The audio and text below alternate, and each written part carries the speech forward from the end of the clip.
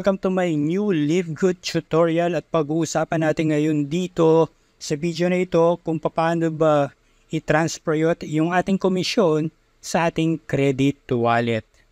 So, para makapag-transfer tayo, kailangan is makapag-login muna tayo sa ating dashboard. Para makapagsimula tayo, i-click lang natin yung ating My Earnings. So, make sure na meron ka ng komisyon dito sa Live Good. Okay, so pagka-click natin ng My Earnings, meron ka dito makikitang select your payment option. Makikita mo rin dito yung transfer commissions to credit wallet. Makikita mo rin dito yung view pay plan description. Then meron rin dito nakalagay na view rank. Okay, so pagka-click mo yung select your payment option, makikita mo dyan yung paraan kung paano ba ma-withdraw yung commission mo. Pwede yan through global e-wallet powered by iPayout. So, through bank transfer, wire transfer, prepaid card, or Bitcoin. Then, yung second option is through cryptocurrency via BitPay. Ayan. Then, pagka-select mo lang dyan, click mo lang yung save. Okay? Pipila pa mo rin yung form. So, ganun lang yung gagawin mo.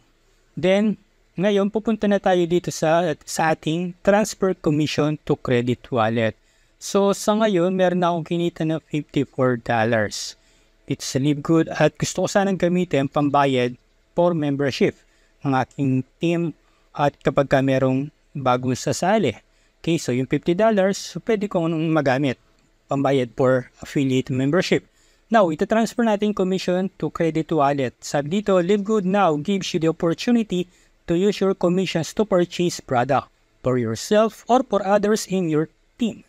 So yan, pwede mo itong pambili ng products to use in your credit wallet. Pwede mo itong i-transfer sa yung member or pambayad din ng kanilang monthly membership. So remember, this transfer commission to credit wallet function is for future commissions only. Commissions that have already been paid cannot be transferred. So ibig sabihin, magagamit mo lang ito kung meron kang inaasahang commission. Halimbawa, by Thursday, meron kang commission. For now, wala pa akong tinatransfer. So, yung mga kinita ko is from the last month pa. So, try natin kung mag-work ba to. Okay, so right now, dito tayo sa I would like to credit the next.